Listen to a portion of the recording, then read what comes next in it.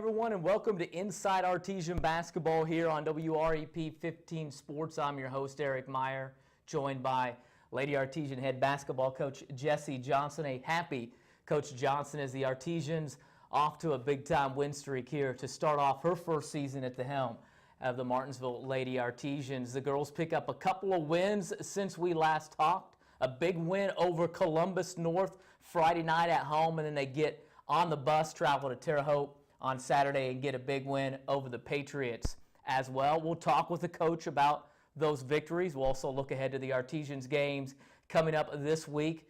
Tuesday, Bloomington North as we tape this, that game coming up tonight for the girls.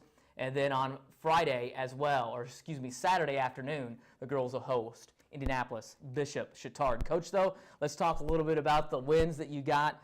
Columbus North, big-time win for your team. It was your second in a row after the victory over Indian Creek last Saturday. A very good win for your team, a complete game, how you described it, out of your ball club against a traditionally very good ball club as well. Absolutely.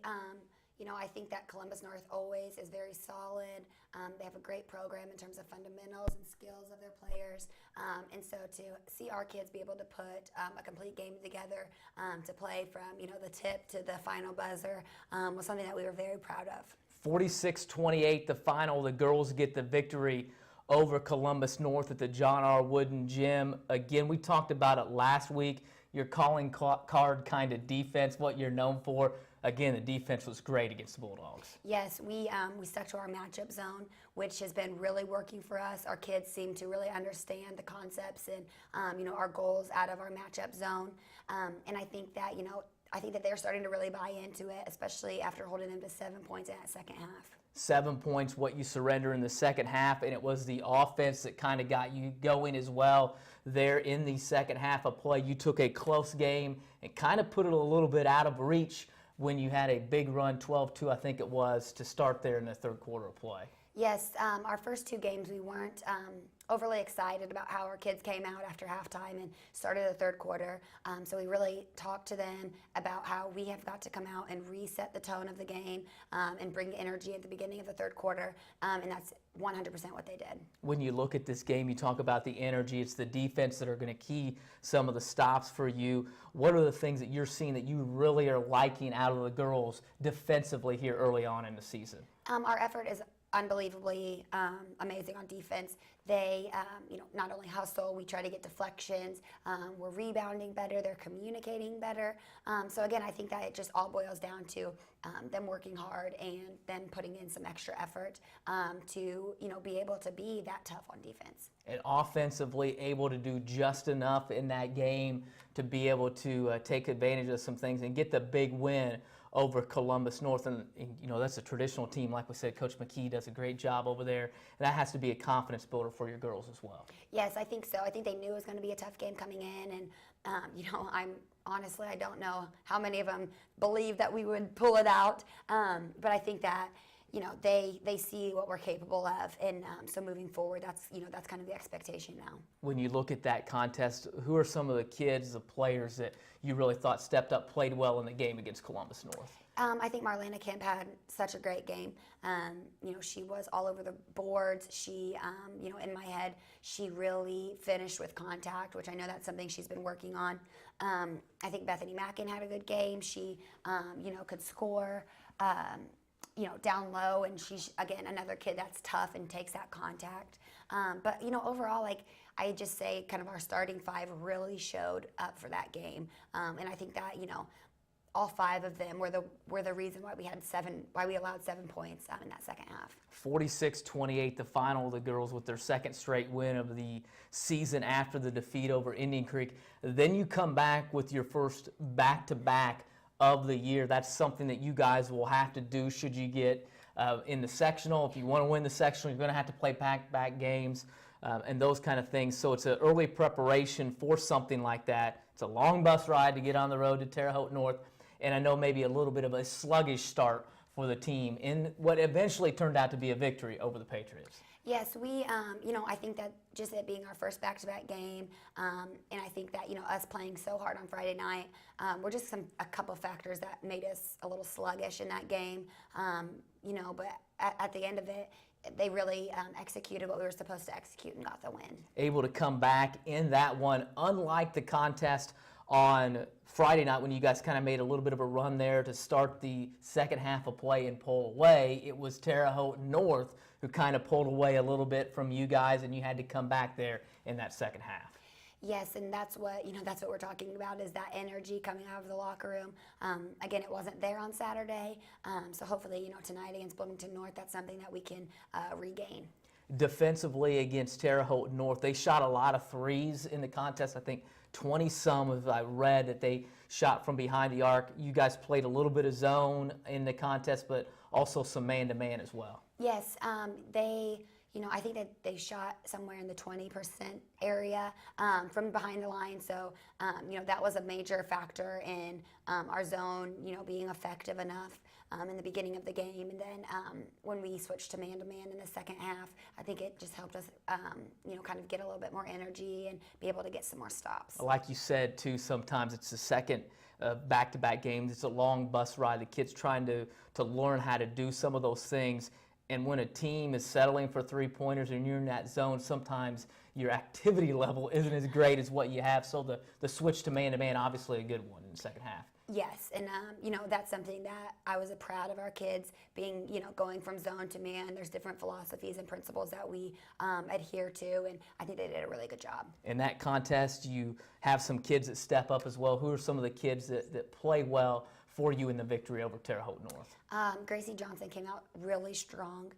She was our little team player of the game, just because she came out 10 points early, and she was really that spark that kind of kept us in that game. I'm not 100% sure what it would have looked like at halftime if she wasn't there. So that's somebody who really stepped up for us on Saturday. You look at the scores again, and again, it's the defense that gets it kind of done for you guys. Like we said, kind of the calling card that you have. The offensively, some things that you're looking for, any concerns that you have offensively as you move forward after the first 4 ball games of the year? At this point, not huge concerns. I think that our execution can be a little cleaner, but again, it's game 4, so hopefully, with some time and some more repetition and practice and stuff, that gets cleaned up. You've got a couple of games coming up this week as we speak. We take this on Tuesday. You're going to finish your tour of the North schools, if you will, as you'll play Bloomington North coming up on Tuesday night, and then we'll battle against Indianapolis-Chatard on Saturday. Before we get to those games, though, we didn't talk this last week, didn't want to neglect this, but you have a couple of new coaches on the coaching staff, guys that are veteran people on the squad. Can you talk a little bit about the coaching staff and what they bring in helping trying to change the brand of basketball here at Martinsville High School? I have a great coaching staff. My varsity assistant is Chris Quinn. He's been with the boys' side for the past few years. He has had coaching experience, and his knowledge of the game is just impeccable, and I really appreciate the advice that he's able to give me and the girls. My JV coach is Dave Dorsett, who again has head coaching experience, which just adds a whole nother level to our JV team. I think, he's able to teach, skills and fundamentals that, don't always come naturally to people who haven't been a head coach. And then his assistant is Elizabeth McIntyre, and this is her first year being an assistant for a basketball team, but she's doing awesome, and she just kind of fits right in with our staff.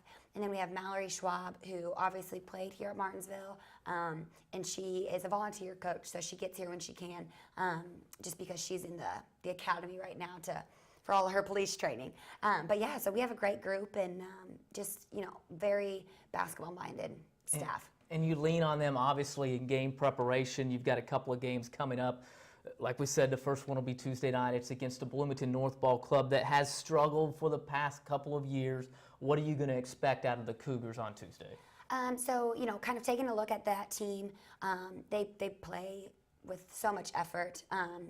They are aggressive. They have no fear to come after the basketball. So we'll expect for them to try to kind of up-tempo the game, maybe trap in the half court a little bit. And, that's what we told our kids the past couple of days, is that, you have to be ready. you have to be ready for what they're going to throw at you, if it's a 1-3-1 zone, or if they pick us up full court.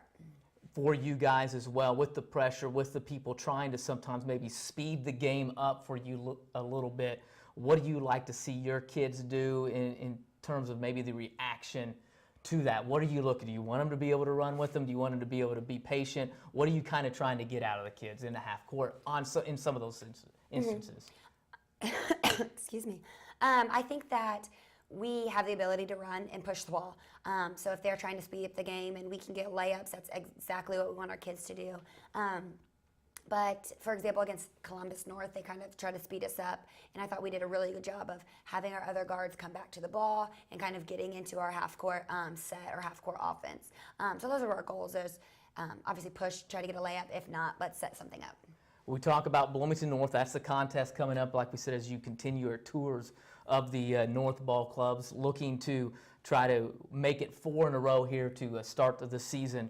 As you look at the game coming up on Saturday, though, Saturday afternoon, it's a Bishop Chatard ball club that in the past also has maybe had some struggles offensively and defensively, but now you throw into the mix the transfer from Avon, and if you can imagine, Avon's best player from last year was not out on a court for Avon in the opening game. She's at Chatard.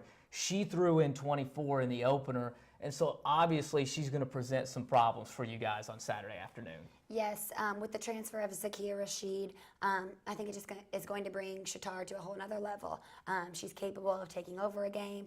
She's very skilled, even though she's young, and so that's definitely someone that we will key in on. Now you've tried to get a scout on Indianapolis Chatard. They've just played one game, and so not really able to get a good look yet at what Chatard likes to do, but without giving away too much, what are some of the things that you try to do as you look at a player that can control and dictate some of the game? My main thing is when I'm kind of analyzing different players or different teams, I like to kind of come up with an idea of how I think we can take them out of their kind of comfort level or out of their, their routine or their role within their team.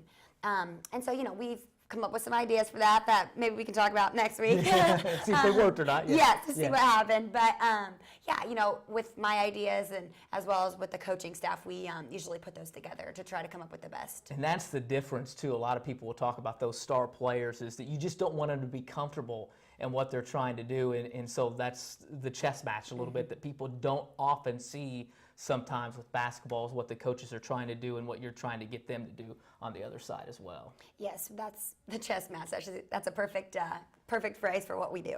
Indianapolis Chatard, like we said, the opponent coming up, and Coach Quinn is used to be a coach at Chatard, so there's a little bit of familiarity there. But that'll be one of those games that looking ahead, looking forward. Also, maybe a little bit of a measuring stick. You really don't know what Chatard's going to bring. You do know, though, that you're going to be playing a very, very, very good player. So that's going to give your team a little bit of a measuring stick to see how they're able to compete. You're right. And I think, coming off of the Bloomington North game after tonight, going to Chatard on Saturday, and then having Mooresville next week, I think that, it's a great build-up to for us to see Mark Hurt's very solid basketball team. You're going to have some, like we said, some tough competition come up. We talked about it last week, the fact that your schedules really have got loaded with a lot of good and talented teams, obviously looking to try to get you ready for sectional play. But one thing with the girls' basketball season is, man, you guys jam a lot of games here right in to get going. I mean, so you're going to be next week, you're going to be, a 30-year season already in?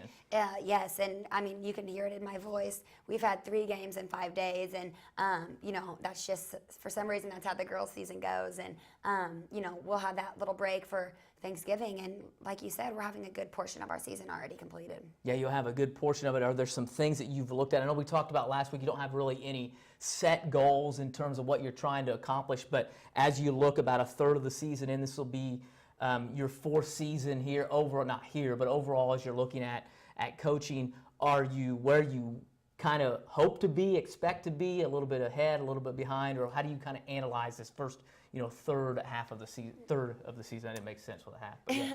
I think that most coaches, maybe I'm being a little naive, but I think a lot of coaches would say, of course you want to be a little further along, but I'm pretty happy with our progress so far.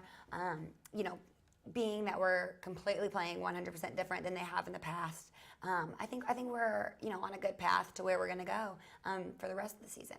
All right, we appreciate you joining us. A couple of games coming up, a big one coming up next Tuesday as well as Mooresville comes to town. Coach, as always, we appreciate you joining us. Thank you. We'll see you next week. Yep.